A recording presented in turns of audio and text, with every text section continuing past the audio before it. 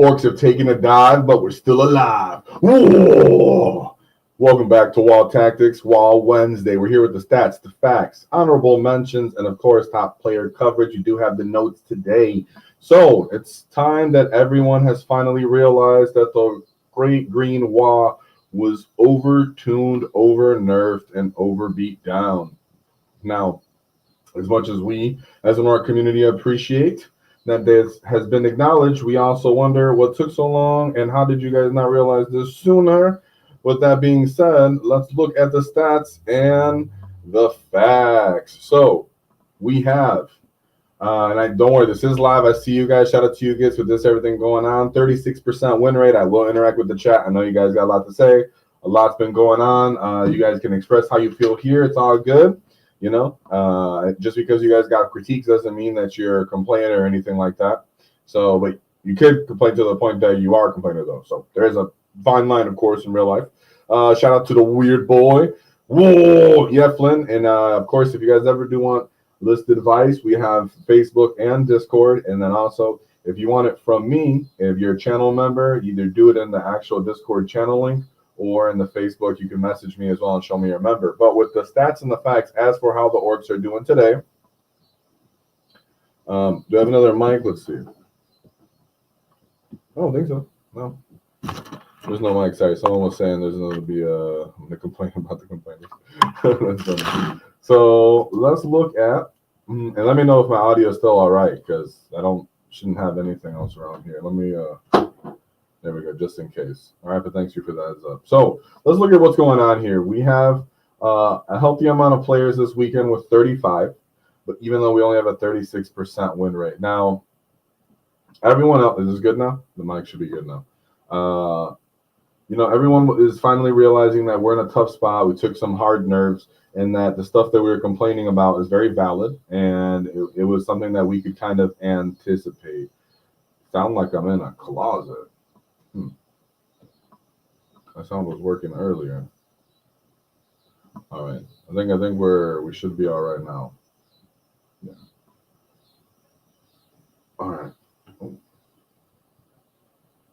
What's up? Oh, sorry guys. All right. So with that being said, we have the 4 Dread Mob players coming in with a 50% win rate. Shout out to those gits before actually get stuck in with the Dread Mob, which is what's always deemed to be the kind of meme detachment, kind of irrelevant, not to be taken seriously, yet we see that it keeps constantly performing. Now, some of that is due to just how good it is at actually having some dock and everybody focusing on it, of the remaining try-hard players who've been consistently playing Dread Mob. That is, of course, a factor, and some of it is the only detachment that can kill people outside of the wall. So other than that, you know, Dread Mob and all the Groth battle line, love that Dread Mob is doing good, but no results, and it's still in a pretty crappy position that our Titanic Walkers do not have the ability to move through terrain properly, right? So then we have the Big Hunt with a 43% win rate with those 4 players that were out there. Shout out to those 4 kids getting stuck in. The Hunt's one of those that feels really good when you get it going into the right, matchups, and then a bit lackluster when you realize literally everything is revolved around your one, the Hunt target and it's a bit underwhelming when you just compare to what other stuff you can do. It does have cool shenanigans and enhancements sometimes, but it's definitely a thematic list that I had some really fun games with and some tough games with. So not sure, other than like we talked about before, Squigs and their character leaders are just absolutely underwhelming. All right, I was going to use something more elaborate, but we'll just say underwhelming. And when it talks about org changes and what we could do, of course, I can make a whole video just about these Squigs. And if you guys say for me to do it, I'll be doing it. All right, so that's another video topic though. And then we move to the Warlord. Like we said over a month ago when the big nerf happened, it was back to the Warlord. We knew that GW was trying to kick us back to Index Hammer. They said too much diversity for you, too much funness, and the meta is getting bullied. You Orks need to go put you back in your Warlord box, and that's what they've done. Now, don't get me wrong. Warlord is a awesome detachment. Awesome. But people playing the same rules over and over and over and over is not the reason they play Orks. The reason not we have these extensive collections and these type of models and this faction itself And it's a bit restrictive when the other half of your extensive line, more than half really, is just kind of considered irrelevant. So it does have 19 players. So still the majority, if you combine every other detachment combined that was played over this weekend, Warhorde would still be out on top, or at least tied if I'm missing some kind of, if these are missing some stat numbers here. So shout out to Warhorde because it still does its thing. One of the lists we're going to possibly shout as an honorable mention is the Warhorde list. So then we have the Bully Boys with a 28% win rate. Now, do not be deceived. Bully Boys can still win games. Absolutely have the ability to win games. Bully Boys have the pressure. They have the Mega Not Feel No Pain. Double WAAAGH is a dream come true. Just so restrictive. Can't really be dynamic. With that being said, we do have an honorable mention to the top Ork player at the WTC, so the World Team Championships. And the best performing Ork player was, in fact, the Bully Boys list. So we can show that on the honorable mentions. Be ready to vote for that. So I definitely appreciate Bully Boys, but you can see that they always just have some stringent matchups because to a certain extent they are just a stat check based off the Mega Knobs and some of the pressure. So it's like, well, if they could just pick up your Mega Knobs really efficiently, you're kind of already on the back foot. That being said, so Bully Boys need some tuning. I can see this becoming a very fun detachment if GW just took a look at it and kind of decided that it could want to tweak and make it more inclusive to other units. Don't worry, I'll get involved in the chat here when we look at the honorable mentions. Don't worry about that. Then we go to the Mordaka. So shout out to the Gits and salute to the Gits that are playing Mordaka, 27% win rate. And then Kult of Speed sitting with a 13% win rate this weekend for the two players that went out there. Now, what I will say is we're going to actually show off a list that we wanted to show off in the past last week, which is an undefeated Kult of Speeds list that's not def comp to spamming, not biker spamming. It's actually quite diverse, and I think it'll be pretty awesome and inclusive. We do have notes from the player. So with that being said, let's give a shout out to today's sponsor, the Bejorn of Dice. They make high-quality custom dice, so if you join content and want to help, check them out in the description, 5% off, because nobody likes taxes. It's a beautiful custom wall tax dice that I personally use, and I was greatly impressed by, because to be honest, I wasn't sure if I'd love them, but I do. And so make sure you also go for that killer campaign competition that's up as well. No, did I pass that? Yeah, I did that. Did I pass that? No, that's next. Sorry. Then we go to the honorable mentions. So if you want one of these lists covered right now, you have to actually put it in the poll, but I'm pretty sure the person didn't put the poll up, but it's all good. We'll just do that right now, real chat. But if you can see on screen, I have the actual options up. So we actually have a Warlord list where the person went 4-1, but he had 471 out of the possible 500 points that he scored in that Warlord list. Now, I will come out and show my cards and just say, I don't have necessarily the notes from the player. And it's not too diverse and dynamic than what we've seen. It does have a little bit of cool tech that I like. But ultimately, yeah, very, very high scoring unit. And then we have a Bully Boys list that was 4-3 for the WTC best performing Ork player there. And he was Bully Boys. So if you're not familiar, best players in the world come from each team, from several nations, and they come and compete. And this was the best performing Ork player out of the 5 that went. And I'm pretty sure he's the only one who went positive, to be honest, Ork players. So I know it's not an overwhelming list, but yeah, I mean, like record. But shout out to this gift for getting it done, especially with such a what would be considered a underwhelming detachment. Now let me put this poll out real quick. Let me just do this, guys, because I was just doing a lot of stuff. Sorry. The Big Mac is out for a little longer, but don't be dismayed. They will be back. Shout out to David. Then we go to the. So let's go. So the poll should be live as long as you guys can see it. So yeah, so be ready to check that out. And of course, if you're watching this, check out, leave other if you have another option that I might not be considering or aware of. Because like I said, what you guys say in the comments is noted, and that'll be why we're covering the list that we're going to cover next, which will actually be Mr. Graham Russell from the International Team Tournament. This is out of the UK. And so he did give me some notes from what's going on here, but it's a diverse Cult of Speed list who actually went 5-0 undefeated. Now, most people have heard of the Cult of Speed list that have gone. Oh, I think I actually added an extra Defcopter unit in there on accident, guys, with my fat finger. No, it's good. They're all 3-man units. Okay, making sure I didn't spam. So they're not max Defcopters. He didn't spam all to the max amount. Me and him talked about this. He also didn't bring a max amount of bikers either. So he has a diversity of Breaker Boys on this list. He has Tank Busters on this list. He has custom Booster Blasters on the list. Shock Jump Jacks is on this list. Diverse amount of actual buggies. So it was actually great to know. Me and him actually did get to chat a bit. It was a bit hard because he is across the pond, but thank you very much for actually getting stuck in and having a chat. So let's go over the list top to bottom, because a diverse Cult of Speed is what we've all been waiting for. So yeah, let's take a look. So as the one and only character, a solo baby mech. That is the character list. Yeah. So he did say it was a bit of a heresy or a bit of a shame not to have a war boss. Me and him both can agreed upon that. And that being said, I appreciate just the one character. I'll put all of the assets into the strength of Cult of Speed, which is I have a lot of assets, and none of them are really that valuable. None of them are breaking 200 points. Everything is somewhat annoying to kill, and everything has the potential to really kill you and spike damage. So he just threw everything into that mindset, and it actually paid off for him. Mind you, he gets, when we talk about these exception detachments, right?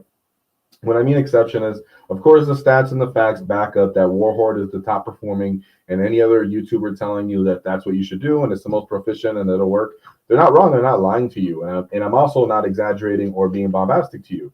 I'm pointing out an exception. And this exception, he did play Cult of Speed for about 4 months, 3-4 months, starting as a losing record up to getting 3-2, 4-1, and then getting undefeated. But he kept constantly tweaking and doing it. So if you have something you want to play, if it's pigs and rigs, if it's buggies, if it's mega knobs, it's walkers, just realize you got to get your teeth knocked out to become a big get.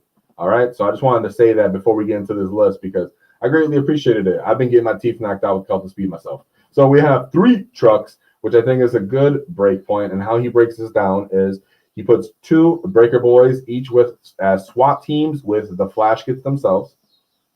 So he has Breaker Boys and flash kits, both near objectives. He says when enemies kind of get near them, they jump out and interact with enemies just to flip objectives based off his UKTC terrain. He has 1 big brick of Defcopters, which he says he always puts into Deep Strike. He doesn't really like leaving it on the table. Sometimes he'll leave the 3-man units on the table if enemies are trying to pressure him or if he feels like he can utilize them early. But ultimately bringing them down wherever he wants with Deep Strike and not letting them getting interacted with early is great. And he gives them more position to move all these buggies, deploy all these buggies and these trucks into more ideal positions. So I like that. Put the Defcopters into Deep Strike. And I think he felt as though maybe 1 left Defcopter could be used. He wasn't even really too in love with the big man. It kind of had to be sold on him and had to keep using it. He said the Defcopter user, the big man, big 6 unit, is really going to suck all your CP, like we talked about in the actual Cult of Speed videos that we covered.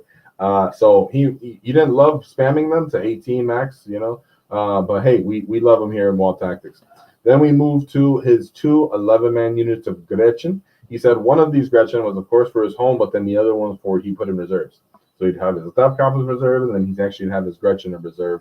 One of these. He said a lot of the time it was to actually just stop enemy reserves themselves coming in, screening his own backfield once all his assets went forward, or just simply putting more stuff up the field and then it getting ignored because, like we already spoke about, the amount of assets on this list, people are just going to run out of activations, just trying to just cleave through everything. They're going to overkill some buggies, they're going to underkill some other ones, and the Grouch are just going to be roaming around, and that's what happened to him.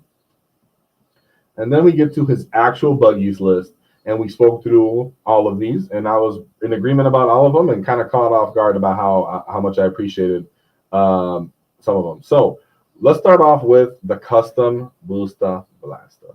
So if you have the custom Booster Blaster, he's not really too, impressive. He gets like essentially an auto cannon on top of him, and he's hitting on 5s, and he has some short 6-inch flamers. But in reality, his data sheet effect and his actual point cost make him an actual viable, decent option. But he's typically overlooked a lot of the time, right? So let's take a look at his actual data sheet option real quick in case anybody wants to see. Did I mess that up? No, yes I did because I was that fat body booty. There we go. So he has his riveting Daka. You shoot in the shooting phase, you shoot an enemy, the enemy is suppressed. Then of course we have his actual Rivet Cannon itself, 36 inches, 6 attack, strength 8, -1, 2 damage. Now, why was he using this and how was he using it? Well, this was a trading piece. What he meant by that, when I was really asking, like, what do you mean that there's a bunch of things that could be used for trading that might actually have the potential to kill? Well, one, it's a bit tougher than something like, you know, Unit of Boys or a Unit of Gretchen or a Storm Boys unit, so it requires more assets. But because of its mobility and the fact that it's already a trash piece, it can run up and actually shoot and interact with the unit that may be used to trade with it, make it -1 to hit, cause the enemy to require to put more assets into him, and then really become more of a bait option for the enemy. So that's how he ended up using Custom Mega Blast early in the game. Then the 3 Megatrack Scrapjets kind of speak for themselves. It's all about their actual damage potential. He actually never expects them to do anything. Oh, so the mic sounds bad. Interesting. How did that happen? Okay.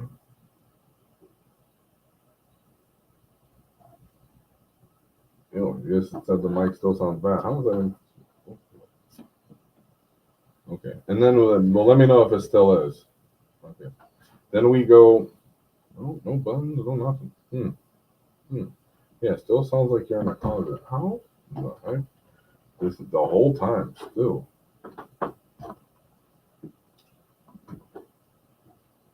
Really? Well, it just must have started for no one. Not sure when that started. Still the wrong mic sounds.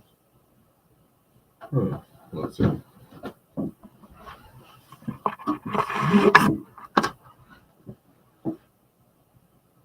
Let's see. Is that any better?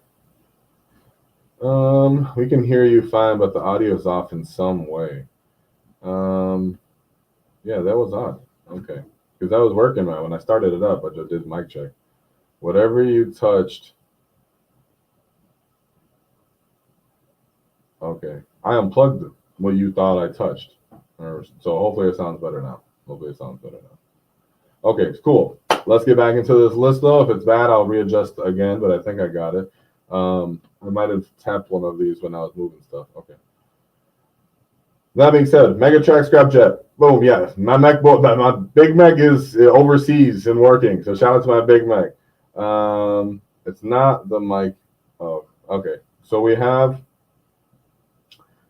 the triple Scrapjet. Don't rely on them to do any damage. They typically don't, but it's about the mortal wound potential, which is about the whole point of this entire list is behind. Hello? What the heck? How can I randomly be losing audio when I'm not touching stuff? Everything works the same on my end. Hello? You guys still hear me? Or what? Oh, okay. Cool. You were muted. Thanks, guys. Anyways, so we have the 3 Megatrack Scrapjets. I'm getting through this. I don't care what happens. So behind this whole list on all the data sheets, and we understand the math between, well, my Megatrack Scrapjet typically is only going to get 1 hit, maybe 2 hits on its actual rockets, and then it has big shooters, only a couple math hits, and you guys are going to be telling me all about the math behind it. It's about the potential and then the saturation of having a multiple of the same unit. So you're doing it over and over again for the potential to spike, but then the mortal wound behind this whole list. Now, there's the Death Captives flying over you, the Megatrack Scrapjet running into you, the grenade keyword, and then all the bomb squigs from the tank busters and the squig hog boys that are on this list. So imagine you have tank busters, you have bomb squigs, you have charges from the Scrapjets, and you have charges from the actual tank shock strats if you decide to use that. You have the Death Captives flying over you to also do mortal wounds, and then you have the dev wounds coming off the actual breaker boys when they hit you as well. Bam, take that. Not to mention you have shock junk dragster, which again can also shoot you with its actual main shotgun, that your pulse gun that you're always going to miss, but we have to mention it. And last but not least, we have 2 Rucker Truck Squig Buggies, which on a 4+, if you're within 3 inches of them, I think it was 3, right? They actually, or 6, I'll check right now.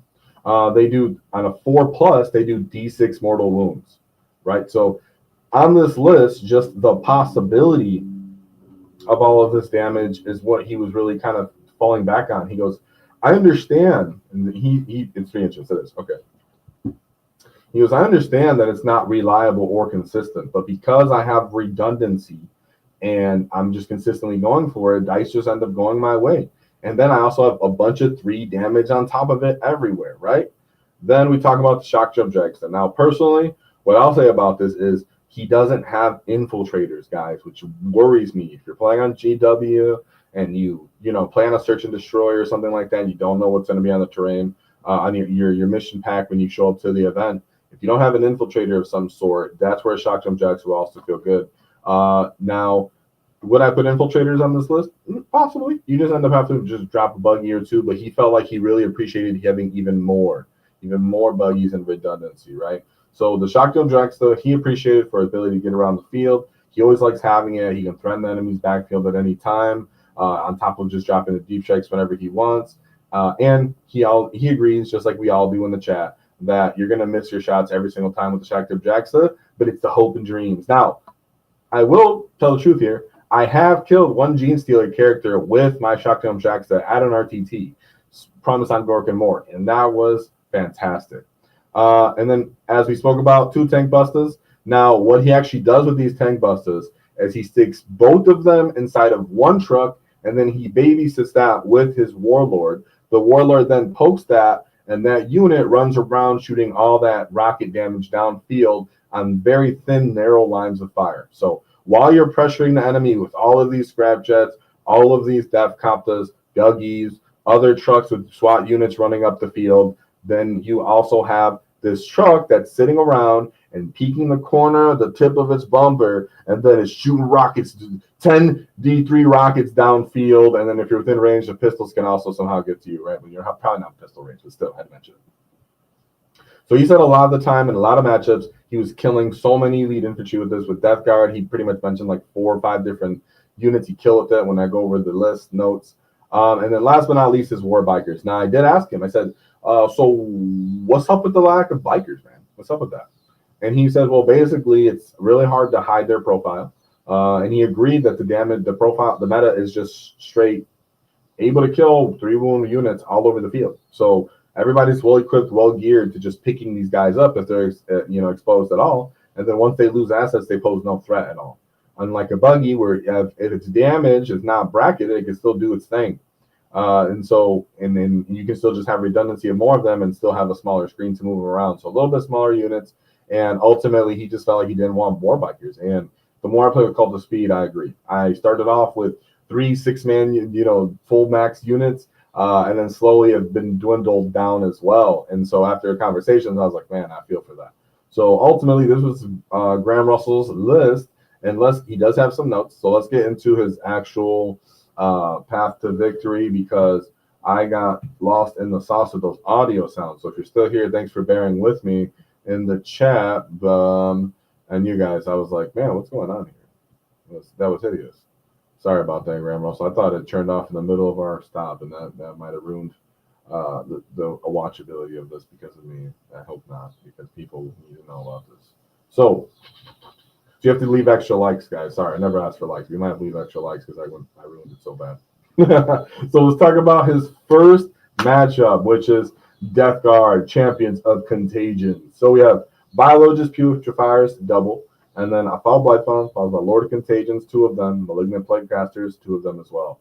Then we go for 2 5-man units of Plague Marines, followed by a big brick of 10 Plague Marines, 2 Rhinos, 2 units of 3 Deathshroud Terminators, 1 floated blow drone with the Plague Spitters, and then 2 floated blow drones with the Heavy Blight Launchers, followed by 3 Mephitic Blight Haulers and 2 10-man units of Poxwalkers. And like I said, I have notes, so I won't jibber jabble on my end. Let me pull up what I had on there because I was going in all over the place. And shout out to chat with you guys. Let's see what you guys. I want to interact, but I'm already behind. So let me get back to where I was at, and then I'll interact with the chat. So as for his first matchup, because he sent this one on accident notes. As we know with Death Guard, as we've talked about here on this channel, you got to put the pressure on Death Guard. So he says, first off, he immediately spread out and took board control. as we've mentioned plenty of times, the channel, regardless of what fashion of orc you're playing, you need to pose your will on them, especially with trash.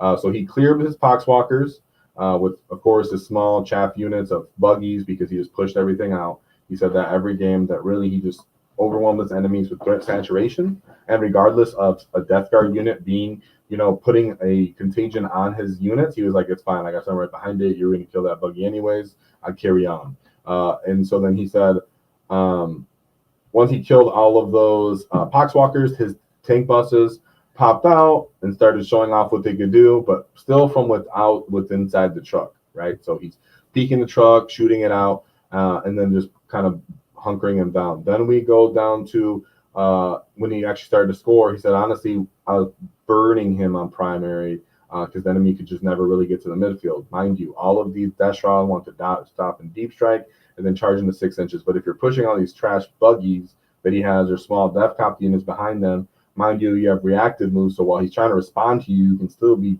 repositioning and pushing his deep strike out further. It just ends up manipulating the primary too much on him, consistently scoring secondaries. He said his tank busters, Mac full truck, like we talk about, guys. When I have a video about how to use the mech and org transports, all of this on how you can utilize fighting, trucks to shoot. But he said he killed a Mephitic Blight Drone. He killed 10 Plague Marines and the 2 characters.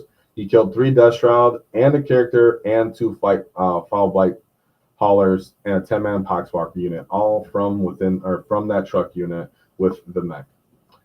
He then said he took his backfield with the Squig Buggy and a unit of Grats. He said the enemy did get unlucky with his Meltas. Ultimately, he was able to just get onto the enemy's home objective and just pressure him really hard. Now, all the games that I personally had also with Death Guard, and I think from what we know from all the best players that we've been seeing play Death Guard against them, it's the same play. Orc having just enough units and having to have them shooting. You do need to have some damage, actual strength in shooting. Now, typically we talk about Dreadmob because it has more potential, but typically as Dreadmob has more guns and rockets and mechs.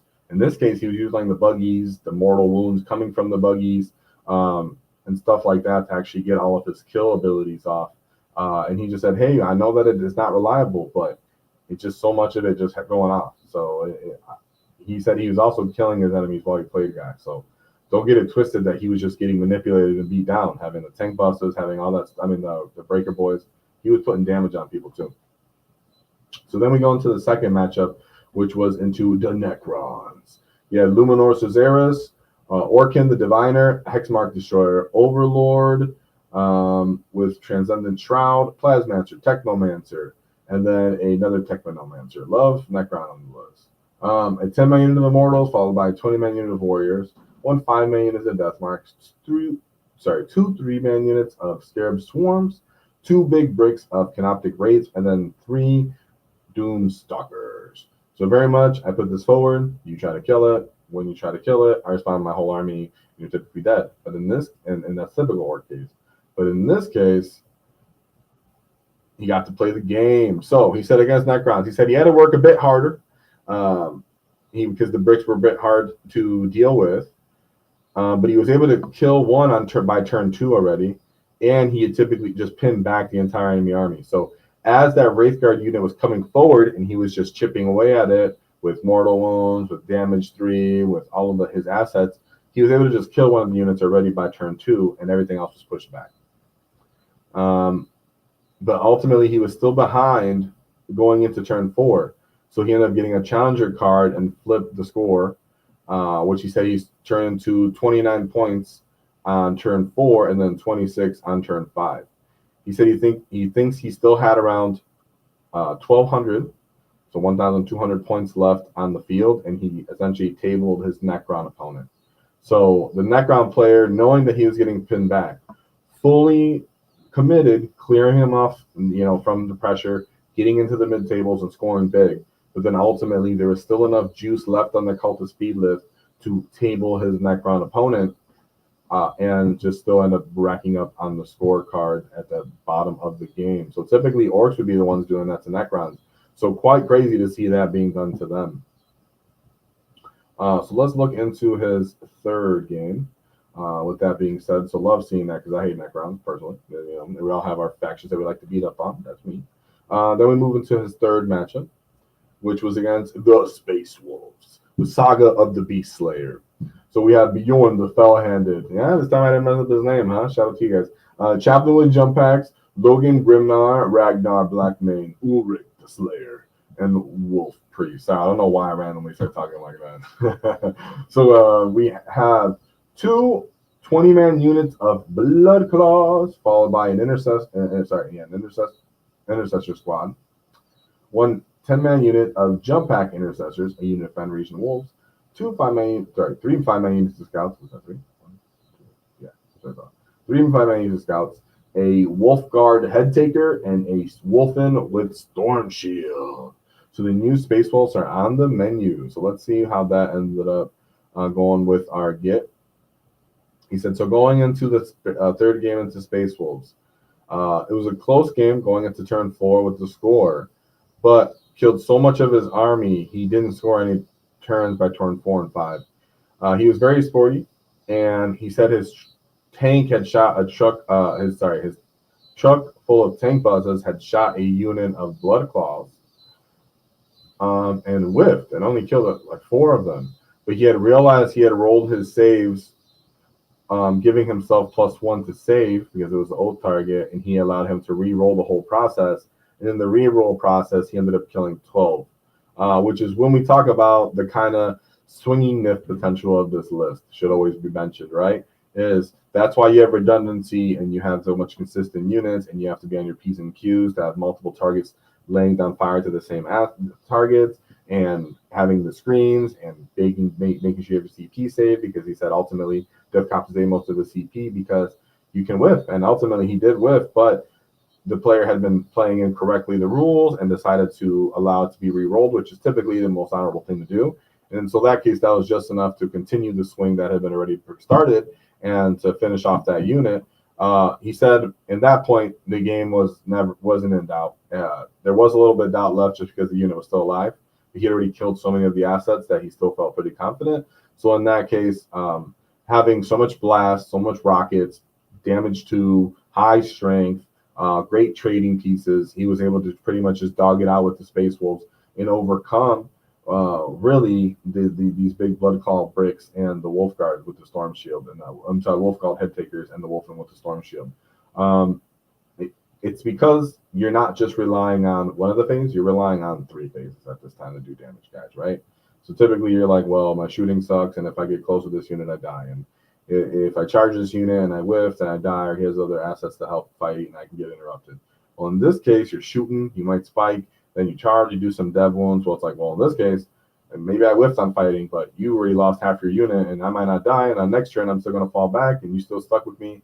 You know, the activations become king. And in that case, the Space Wolf player doesn't have enough activations necessarily if you're really stringent with how you spend your unit. So I love that Russell was able to pull that through, because Space Wolves can shoot through you with those 10-man unit, Wolfen and everything, but assets, baby. Then we go into his 4th game. Wow. Sorry. Where he goes into another Death Guard list of Mortarion's Hammer. So we have a Lord of Contagion, a Lord of Virulence. Now, in this case, we have 2 big bricks of Death Shroud Terminators, so big 6-mans. 1 floated blow drone with the Plague Spitter, followed by 3 floated blow drones with heavy Blight Launchers, and then triple Mephetic Blight Haulers, followed by 2 Plague Burst Crawlers and 2 Pox Walkers. Oof. So there we go with a little bit more tankiness in this case. But something that he really wanted to mention, I should have mentioned sooner, was the Swig Buggies. So yeah, then in this case, it was very important that he still moved forward as he wanted to, you know, controlling the space on Death Guard. That was all still the same. Trying to kill his cheap assets. Keep in mind, you know, even though these drones can destroy buggies and destroy biker units quite effectively, once they're tagged, they can't do anything. Once they're tagged, they can't do nothing, right? So in this case, he was saying his Squig Buggies were very important because they were slowing down the Death Shroud bricks. Now, if you forgot, your Rocket Truck Squig Buggies, and we've talked about this on other videos, have the ability to -2 do movement, advance, and charge an enemy unit on a 4+ if they're hit with the indirect with indirect fire weapon. So in this case, he has two of those buggies, and he was able. And remember, if your truck doesn't have an option to shoot at anything, because there's no good targets for your tank busters, maybe in one turn. Well, in that case, you can indirect fire your squig buggy with +1 to hit, and all you have to do is hit. Because in this case, you're just looking to try to proc that, reduce movement. So so in that case, he was able to reduce movement on them, and while he killed the rest of the army, he said by the end of the game, the enemy had 1 plague crawler left, and 6 death copters had taken his home field. It was a tough game for the first 3 turns, but he went ahead, and ultimately he just still had too much stuff left and got ahead at the end of the game. So again, Cult of Speed with just having just too much assets, doing too much activations, but keep in mind, he did bring a lot of actual damaging units, and then he brought just the right amount of redundancy on these units as well to try to get their spikes and damage. So this was the lowest scoring game with a 13-point win, but still a great time. Great job. And then we move into his final matchup, which was against Astra Militarum. So we have Hammer of the Emperor. So we have Gaunt's Ghost, Rogel Dorn Commanders, double of them, 1 Tech Priest Engineer, 1 Cadian Shock Trooper, 2 units of Cattle-Chen Jungle Fighters, 1 Chimera, 3 Torlax Primes, 1 Hellhound, 3 Kazarkin, sorry guys, a Ratling, and then another Rogel Dorn. So this is triple Rogel Dorn. Remember, this is UKTC, so forgive me, Morty and Glory, if I give the wrong opinion on this, but we do have notes from the player. So he says final game. He said the Rogel Dorn is extremely hard to kill. So he went after everything else. We've talked about this a lot on the channel, regardless of what style of Orc player you are or attachment you're playing. There's going to be armies like Dark Angels with their Deathwing Knights, and you're just going to be like, well, I don't feel like dealing with you. I'm going to kill everything else. I might kill one of those bricks, but I'm going to ignore the rest of them and just try to kill all his scoring assets. So in this case, he said, I just ignored those Rogel Dorns and went for everything else.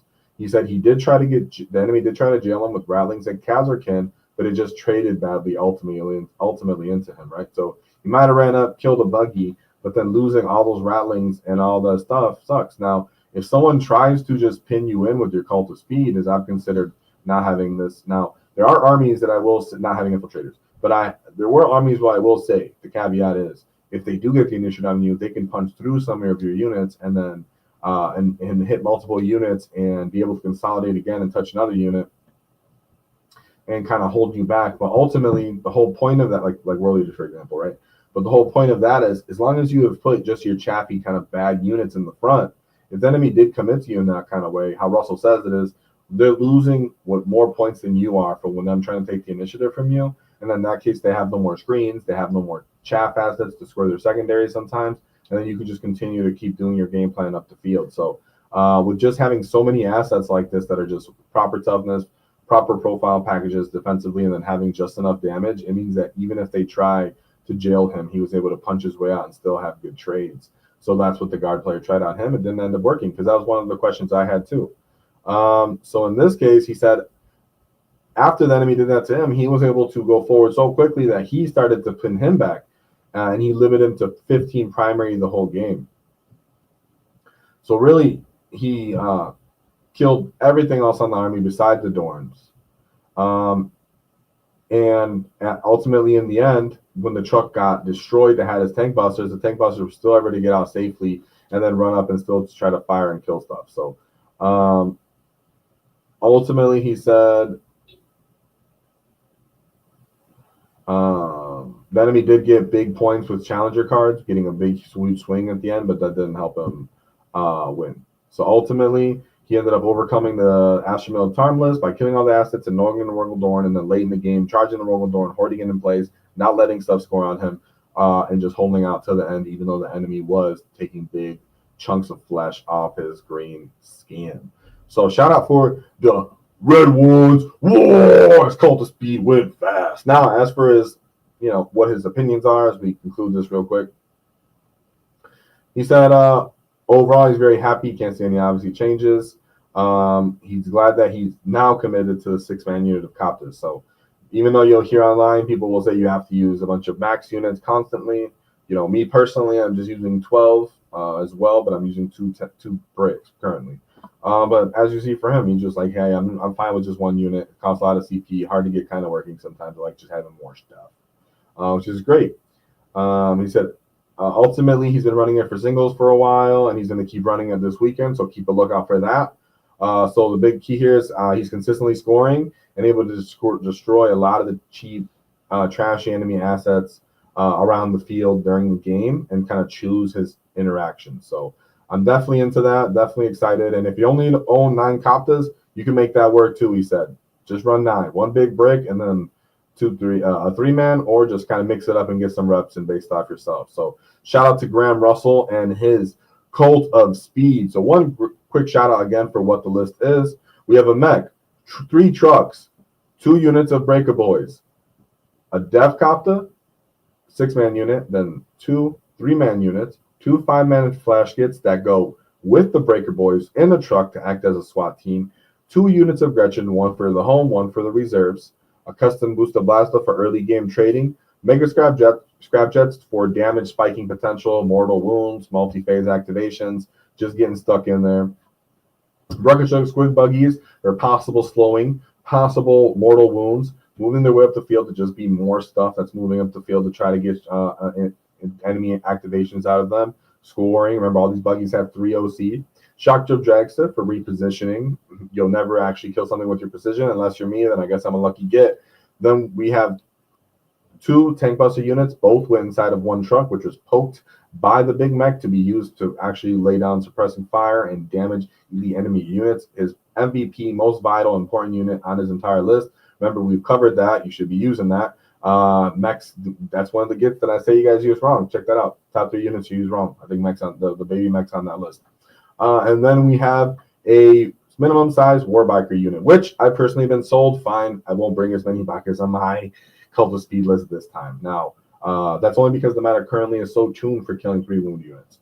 So that's subject to change based off to meta as well. But that being said, great job. Let's get a whoa for Russell Graham. Now, I have to proceed with a little bit more haste, as I did get messed up with that audio thing. So I'm glad that's at least been handled. So now back to what the chat has to say. So here we go, concluding the poll. So you guys have had about 40 minutes of my jabble to hear what's going on. Shout out to the Git with my Buttermaids. Is that you? Buttermaids, you better not be lying. Let me see what Buttermaids got to say. I think that was the Git. So, sorry guys, I made those weird sounds. So it looks like Bully Boys has won. Shout out to our boy Butter Maids. He said, "Oh, that's me for the Warlord list." So shout out to his Warlord list. Breaker Boys, I appreciate you having Zod, bro. You know I absolutely love Zod. So shout out to that Git, as he didn't get covered for this week, but could be the future. So we will take a look at the Bullet Boys WTC list coming in with a 68% win on that for that poll. 65% win on the poll for that. So let's look at the actual Bully Boys list. I'm going to collapse some slides here, but I did already create it. All right. So here we have Koyans,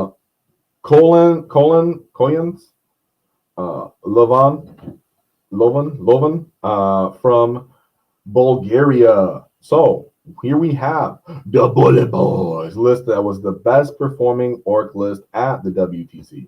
So let me look at what chat has to say here, and also let me destroy some of these tabs, because I have too many tabs open right now after my messing around. There we go. Guys, list back up. Got these things out of my face. All right, here we go. So, Bully Boys making its way. You're a Bully. Okay, Buttermaids, hit me up, Buttermaids. I don't know what your name is in there. Hit me up though, so we can talk. We have a chat. Great job, you. So I'm gonna look at what chat has to say as we move into this Bully Boys list. This is the list the chat has picked. If you're part of the rewatch game, remember your comments still count. I look at them. That's how Russell's list got to the top this week. So make sure to leave your comments so we know what you want to watch and what you're into as well. So as for what the gits are saying in chat, is that Death Guard need to be nerfed? Yes, that's true. Absolutely appreciating, everybody is appreciating Russell Graham, who acknowledged that orcs need to be need a little bit of help. Well, I think all specs did. I believe Art of War is finally coming around, even though they were always wearing a frown when they were talking about orcs. He shot those gits, so I love those gits.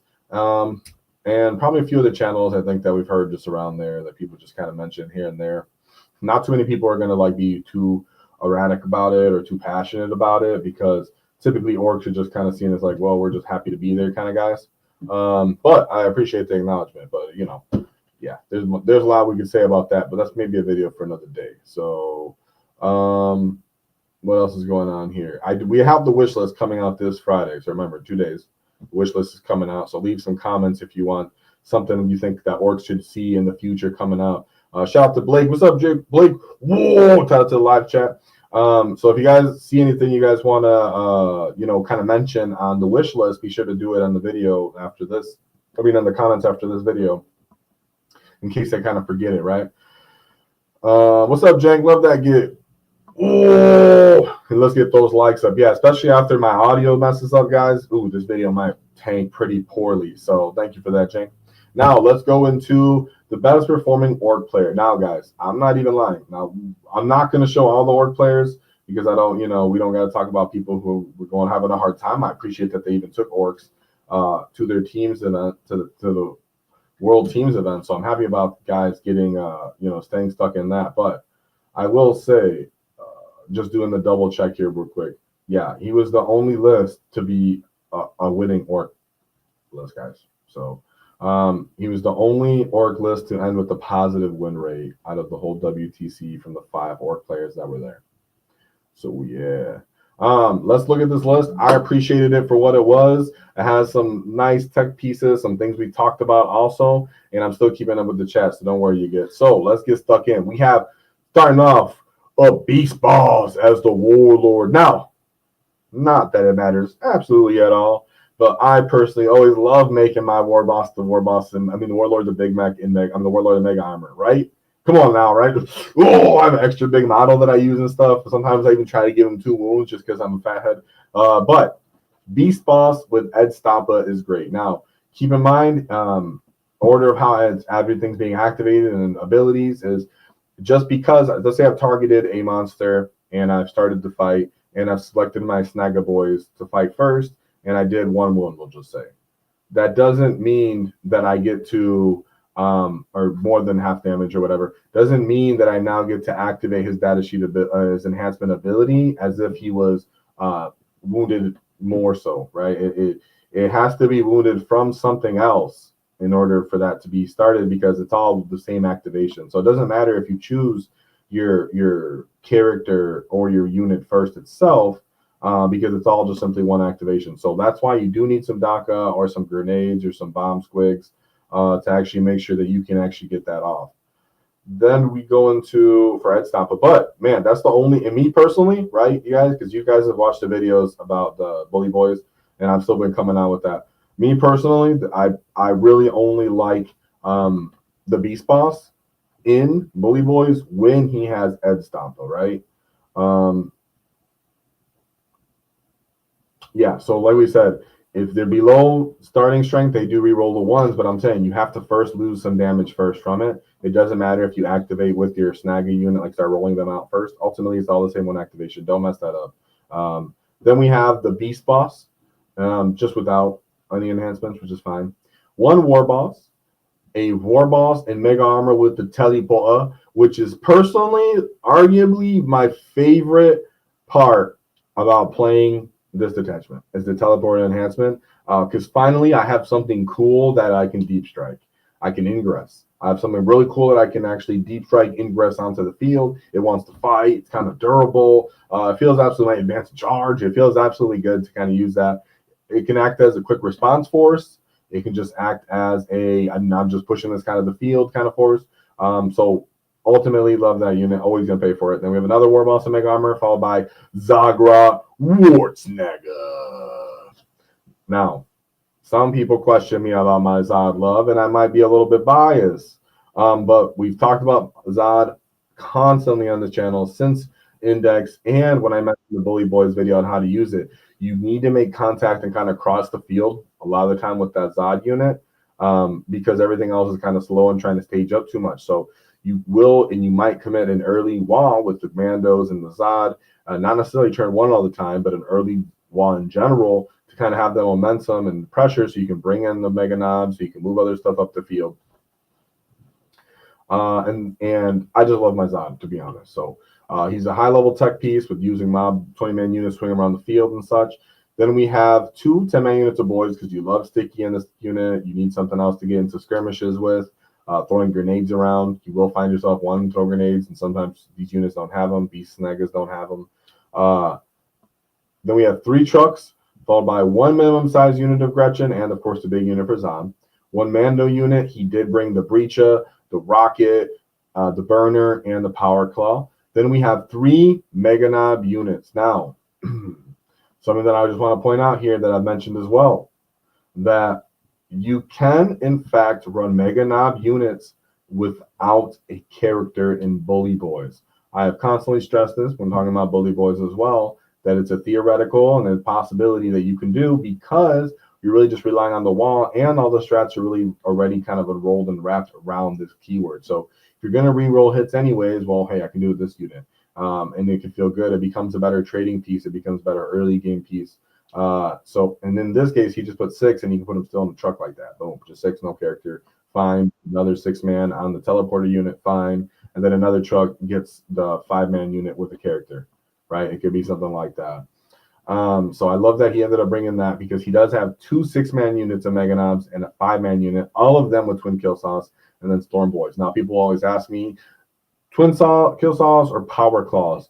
In reality, I want the AP. It's very rare to have -3 AP in this current edition in combat with like your infantry units. And I know that they hit with only a low volume of punches, and I know they're hitting on 4s and maybe 3s, and you can re-roll the hit in the WAAAGH. In reality, it's about the fact that you're almost wounding with everything you hit with. So let's say I get 10 hits. Typically, I'm wounding stuff on 2s, and if not, I'm wounding it on 3s, and then I'm twin linked. So a lot of the time, I'm wounding it 9 to 10 times. So as many times as I hit is about as many times as I wound when I'm using my twin kill saws. It is a great way to look at it. So imagine if you're hitting with everything and then wounding on a 4, right? So it can look similar, but wounding is much better than just simply hitting. So it ends up feeling great when you're using that, and then simply 1 Storm Boy unit for running around and scoring. So let's look into his actual game. So we'll just punch through all of his actual matchups, and I'll just spoil it right now, kids, because I don't want to be lying or keeping y'all waiting or anything like that. He did face a variety of armies. All of his wins were against different factions. But guess what? All of his losses were against the same one faction, which is what we talk about a lot here on the channel as well, is that Orks just have those one predatory, annoying factions that are commonly played a lot of the time for different detachments, and they're all over the place, and they just really hamper Orks from going undefeated at events and sometimes even killing them early in events so that they don't end up going 4-1. So in this case, you're going to see that our Git just had some hard matches right off the bat, right? So just no spoilers. He lost all his games to 1,000 Suns. The 1,000 Suns. Why is that? Now, I could have actually made you. I should have made y'all guess, right? He lost all his games to 1,000 Suns. It's very much about their ability to focus you down and choose the interactions. And we don't have really good effective way for killing Magnus Loren either. So in this case, he was just. I'm not really sure how these matchups got put into play. I will say that his second match was against Brian Sepp.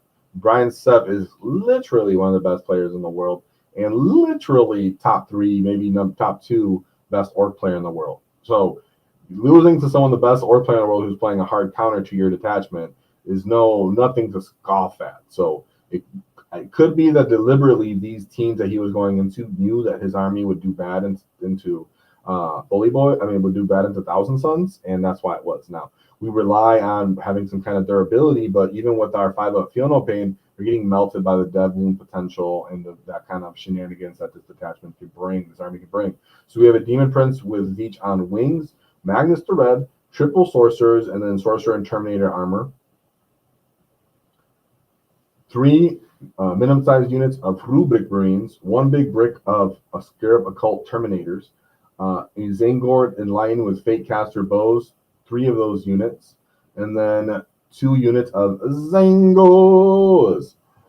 So that was the first version of Thousand Suns he went into. Then, like we said, he went into Brian Sepp, who's arguably one of the best players generally and best players on Orks. So this would be a hard one when you're going into, one of the best people. So Brian Sepp, Team USA, shout out to you. Get. So we have Exalted Sorcerer on disc of each, Infernal Master, Magnus the Red Sorcerer, and then Zangor Shaman.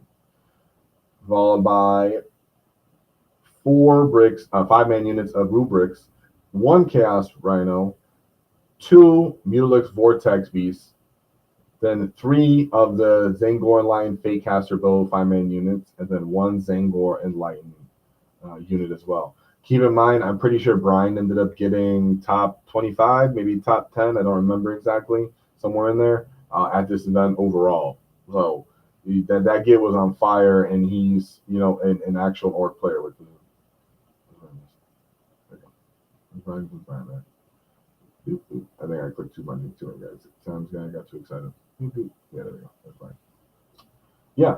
So, and then we'll show off his last list, and then we'll talk about just a little bit more about Thousand Suns a little bit. So those were his first 2 games. He took losses, but then he made really good, strong comebacks after this. So then we go into his 3rd matchup, which is fun to see his actual wins. So then he goes into Eldari. Love to see that. Or Eldar or Fragile and hate our pressure. So it's Warhorse. So we have Eldran Uthran, Fugan, Janzar, and then Slilax. We have a Corsair Void Reaver, followed by a Wave Serpent, 2 units of Fire Dragons. One's a big break, one's a minimum size unit. Then we have a Howling Banshee, followed by a Ranger, then the Shadow Reaver platform, followed by 3 10-man units of Swooping Hawks, and 2 units of Warp Spider. 3 5-man units of Warp Spiders. I personally think something like Zod is absolutely devastating to this army. The amount of times that you can just actually make pressure on them. Now, of course, they have their shenanigans. They're going to be able to still get the initiative on you sometimes. Get the 5 dragons fire off into your Mega Knobs, maybe delete one of your Mega Knob units. But nonetheless, the amount of ability your big Gretchen unit has of I can just move up, get into a fight with you, touch multiple units, and then create space for all these chucks for a secondary wall to continue pressure. And these guys just melt. The fact that you actually have Snagga Boys, you actually have boys, so you have even if these units get diminished, they'll beat the crap out of any kind of variety of weak trash Eldar unit.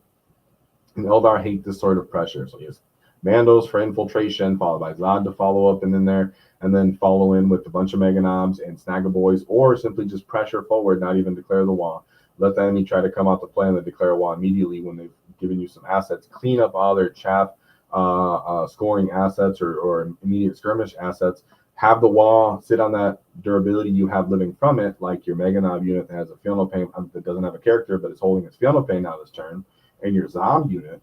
And then they attack, respond to try to kill all the Zod's unit because you're holding down their natural expansion with their primary, and then you follow up with the secondary wall.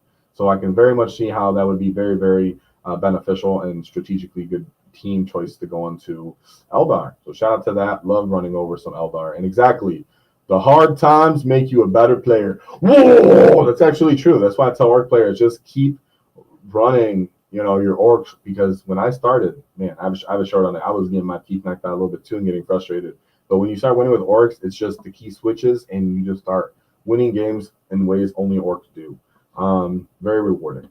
Then we go into his 4th game, which was into Chaos Marines / Chaos Space Marines. So this was a allied army, as it looked like. Yeah. So it's an allied force of Shadow Legion. So we have Bellicor, which is pretty fun, kind of cool to see, right? So we have Bellicor, followed by Bloodthirster, Demonettes, followed by 3 individual Nurglings, Beast of Nurgles, right? So these guys, that's the Nurglings, they're Beast of Nurgle. So these guys, they don't kill one activation, they fully come back. That can be problematic. 3 6-man units of Screamers. This is like they can kill a truck reliably, essentially, even as his unit. So they fly, they do mortal wounds as they go over you, they do hit on 3+, and then wound anti-vehicle 4+, -2 AP, 2 damage. And then they just have 3 wounds of pop. So these guys are pretty cool for just their point cost and their mobility. They definitely get in your way and actually act as kind of like a little bit of a speed bump. Then you go into a cultist mob, followed by 3 units of Havocs. All 3 of them are last cannon Havocs, and then a Raptor squad. So these Havocs would be like, I get to ignore your hit modifiers. You don't have any hit modifiers in this detachment, so there's that. So yeah, we love whenever we have these Mega Knobs, we're playing the Bully Boy style, and we're like, cool, we can actually kill your Space Marine kind of bodies a little bit more effectively. And then stuff like Screamers, we'll just take that with our Snaggas and clean those guys up very effectively. And you respond with your Havocs, and then we respond with our proper army, and vice versa. Beast Snagga boys, of course, are going to do good into that. Now, like I said, the ability to them to kind of hold you back and screen you out, and then these Beasts of Nurgles being able to win random fights because they can regen and just survive, and then they do have a good amount of fights and damage too, and they do dead wounds. So it's just kind of silly how Beasts of Nurgles can throw that out. But all the tools in this list to actually win this one with a 13-point win. So not a huge win, but a great win nonetheless. Because demons are just in a good spot when that Battle Core starts coming out to play late game. And the Bloodthirster as well, right? Because the Bloodthirster start chewing through, the Mega Knobs later. Don't have the wall anymore. Even if you had the wall, he's going to shoot through you. Then we go into his 5th game where he takes another loss, and his final loss. And then again, it's to the Thousand Suns. Yeah, you guys, it's the Thousand Suns. So we have Exalted Disc, Sorcerer on Disc of Zeech, Infernal Master, Sorcerer, and Zangor Shaman. So no Magnus de Red in this case. Followed by 5 units of Rubrics, 5-man units. Then 2 Rhinos, followed by 3 Mutilus Vortex Beasts, 2 units of Zangor aligned with Fake Caster Bows, and then 1 Zangor. So, again, now this is a different version. Have you seen? He's actually lost to 3 different variations. That's why I didn't really hone in on any one of the versions of Thousand Suns that he lost to. It's because each one posed its own different variety of tech tool pieces, but ultimately it comes down to it can choose its engagement, it can focus fire and eliminate your Mega Knobs very effectively and very quickly, which typically you are kind of relying on your Mega Knobs or your Zod unit to endure and take a big commitment.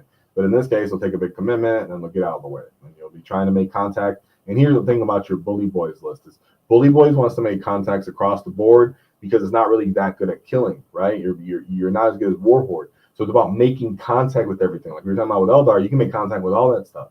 In this case, you're going to kind of struggle, and they can kind of choose what side of the field to fight you and pressure you on. So they just keep doing that, which means they can kill your assets. You're trying to get fights, kill enough of them, and they just keep rinsing and repeating on you. And so that would be definitely a tough way to, faction to go into, and it shows. Then we go into his last 2 games, which he did end up winning. Here he goes into his second to last game where he gets his highest scoring game yet, which is into the Chaos Knights. So we have 1 Chaos Knight, 2 Chaos Knight Atroposes, followed by a Despoiler. Then we have triple Carnivores, 1 Executioner, 2 Stalkers, 1 Beast of Nurgle, and 1 unit of Nurglings. Yeah, Zangor. Sorry, guys. So I do appreciate that it's not all just like 5 big knights in a Fat Boy. But nonetheless, a lot of damage potential here. But what I've seen is, like we spoke about earlier, your Meganons can chew through these smaller knights quite effectively with AP. As for the big knights, that's where I love my Zod again. Where if Zod can get into anything, you want him to get into a big knight.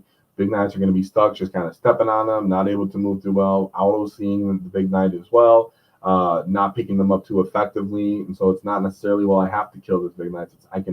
I can scrap this big knight and then move on and kill all of his other stuff that's all around the field. That's a bit more reliable because the big knight, right, is you just don't really have the volume of punches to necessarily kill one, even if you reroll hits. You do good damage, so if you can kind of now, or you can gang up on it, multiple Mega Knobs gang up on it, and then you try to do some mortal wounds onto it with grenades or impact wounds and such like that.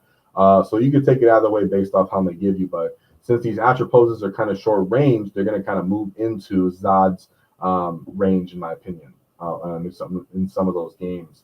And nonetheless, you have just enough assets to kill him with these big 6 bricks, the Snagga boys with their actual devils and their volume of punches, and then just Mandos to kind of manipulate the early game in the field. Now he does have Nurglings, so that could be a little bit of an infiltration kind of game, but this was his highest scoring game. So he clearly just had just enough tools between the Snaggas to kill Baby Knights, Mega Knobs run on killing Baby Knights, and then Tar Pit, in my opinion, one of the big Knights. Or you can even Tar Pit Baby Knights, but in my opinion, it's better just to kill him, get him out of the way. So 18-point win there. And then we go into his last game, which is going into, what's up with you guys? I see your chats, don't worry. Yeah, I know you guys. Orcs been feeling harsh.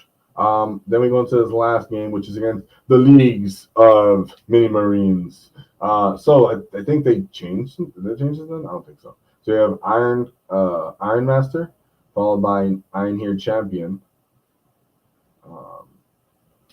Maybe this is the old version. That has to be the old version, right? So we have 2 units of Hearthkin Warriors. We'll find out. 3 Statuars. Yeah, this. Okay. 2 units of Crozonian Berserkers, 2 Fortresses, and then 2 Pioneers, followed by Jaeger. So this army has changed quite a bit, so this archetype doesn't hold up anymore, but still really awesome to see.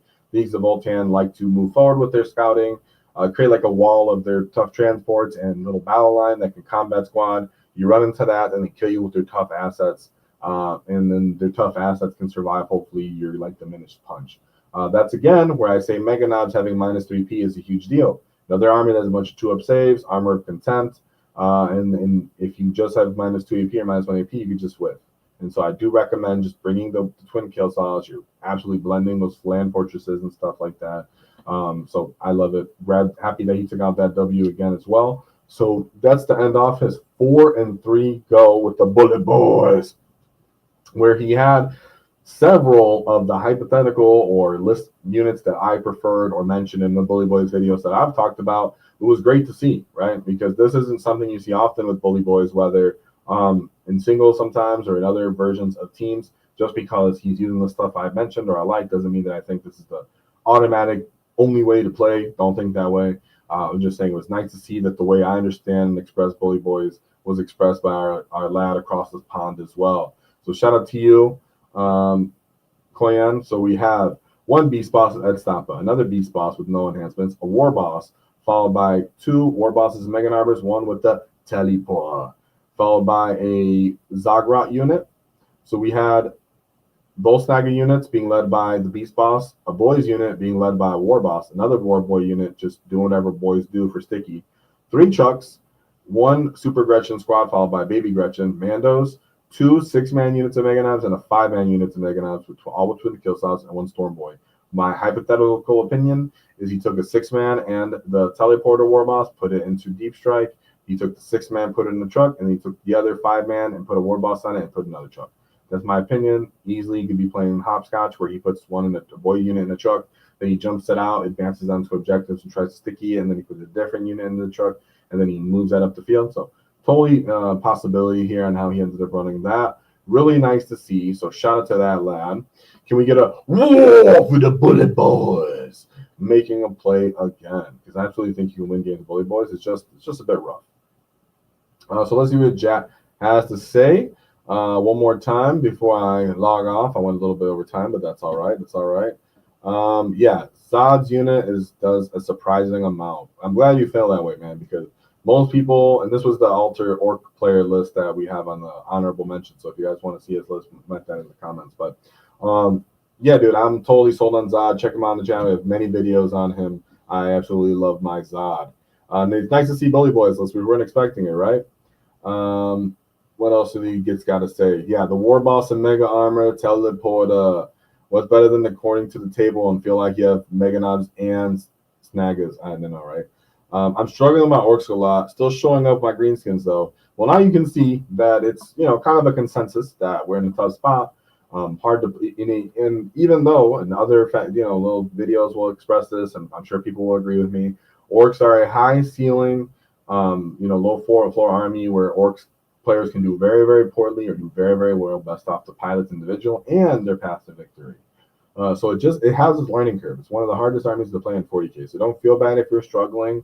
It could literally take half an edition or a whole edition to understand the more nuanced niche factions of 40K. But then once you win them, you are an exceptional player and an individual on your own, and you will impact your meta. So trust me on that, right? You can trust me on that. Does a 750 orc win rate player points game? Yes, it helps, dude. Yes, it does, Juan. You did a great job, lad.